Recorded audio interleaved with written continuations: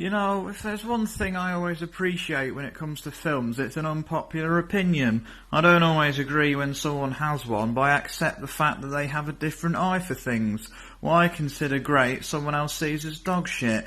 But run to you intricate, rarely seen hermit, I hear you say. This isn't news. Everyone holds an unpopular opinion on at least one movie.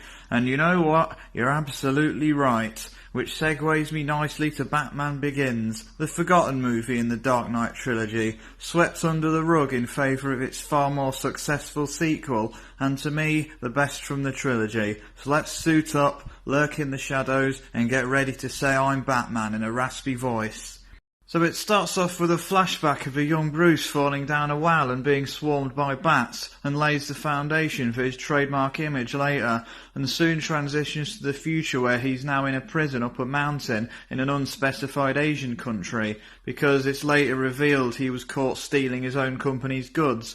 Whilst in prison there, he gets visited by Qui-Gon Jinn, who challenges him to reach the top of a mountain in one piece. So they release him and off he goes. Surviving and reaching the summit, he becomes acquainted with the League of Shadows and begins extensive training. It's during this that there's a series of flashbacks giving an insight into Bruce's past and his formative years, and one day will ultimately become the Batman. It's during this that we learn he simply wanted revenge after his parents' murder, and when he could no longer do this, he soon realises that everyone should be tried and not killed.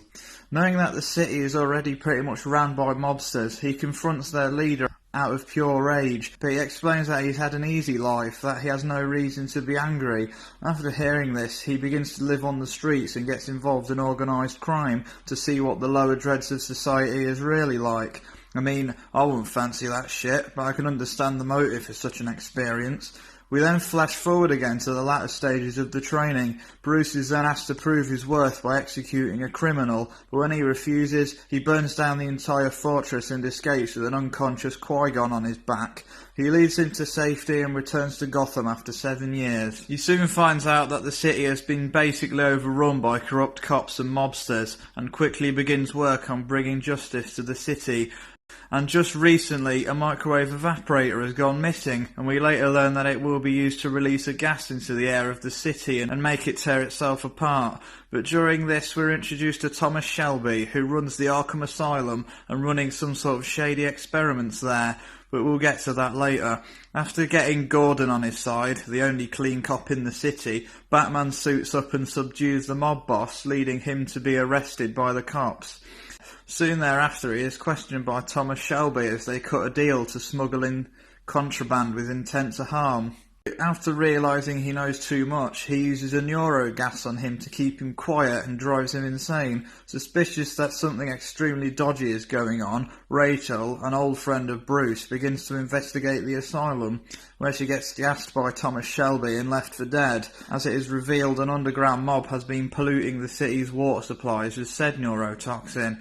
But before she becomes a bag of bones, Batman arrives, kicks all of the mobsters' asses and interrogates Thomas Shelby for information, but is unsuccessful. He escapes just as the cops arrive and arrives back at Wayne Manor for his birthday party of all things. During the evening, it's revealed Qui-Gon Jinn never actually died and has returned to burn the manor down, as he sees they are now even, but not before explaining the League of Shadows' plan to destroy Gotham and rebuild it, as it's too far gone in corruption and crime. He reveals a diabolical plan to use the neurogas to instill city-wide panic and make everyone turn against each other. So while they burn the manor and leave Bruce for dead, Alfred shows up to save him last minute. Bruce says he's failed Gotham and his father's legacy, but Alfred encourages him that it's not over and he can still save the city. He boots up and ships out.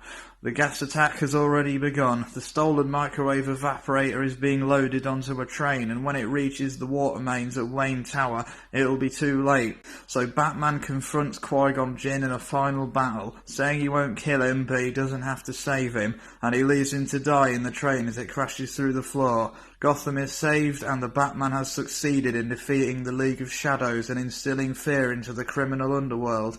In the final scene, Gordon and Batman meet again, where they exchange information on a criminal named the Joker, and Batman flies off to bring justice.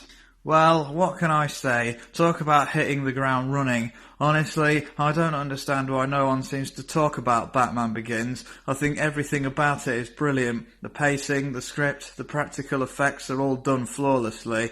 But as always, I have to point out my personal highlights. The first scene where Bruce kits up as Batman is by far the best superhero reveal in any DC movie. It showcases his ninja training and use of the shadows and doesn't have any of that quick jump cuts that seem to be in every movie these days.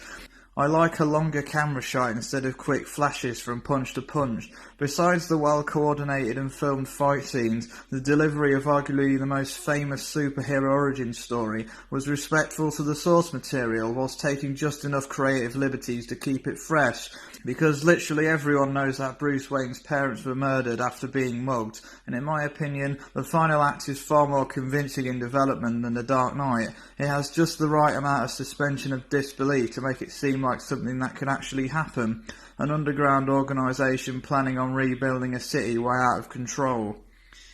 Nolan movies tend to attract the best and brightest amongst talented actors. This is no different. Christian Bale is focused and committed to the role as always. Gary Oldman, Michael Caine and Morgan Freeman are all seasoned actors who've been doing this shit forever and can do any role well. Liam Neeson worked well in the mentor role, coming across as someone who you would actually respect and listen to if you were offered his wisdom. What does this remind me of? Despite the main cast, all the minor characters and extras all worked and acted to fit the film perfectly. They're all memorable in their own ways, and no one seems to get wasted amongst the others. They all serve a purpose and aren't just there to pad the runtime. As always, it's hard to say it's not without faults. I could only really see two things wrong with the script. Firstly, when Bruce is tasked with summiting the mountain, how the fuck did he know which one? It's not like there's a big red arrow above it, and it's clearly seen that there are a few different peaks above the valley. Secondly, when the League of Shadows is dispersing the gas, why do they wait until after detonating the microwave evaporator to use their gas masks? Surely they're risking their own health and means of escape in doing so. Oh well, I'll forgive it this time. I guess they just held their breath or something. Well, time for some final thoughts. I guess it's kind of sad to see a great movie partially forgotten about because of its sequel. I won't deny The Dark Knight was a brilliant movie, but for me, this one takes the cake. It's not uncommon for sequels to be more popular than the first, but usually everyone remembers the first installment. But this one has that kind of tragic tale of being lost to time as a result. And in honesty, I could spend as long as the film actually is praising every second of it, but at this point I'm beginning to lose interest in the sound of my own voice. All in all, I think all three of the Dark Knight trilogy have their merits, but if I was to rank them, this will be number one and The Dark Knight Rises will be third, but more on that another time. Of course. Well, I think that about covers it. Signing off.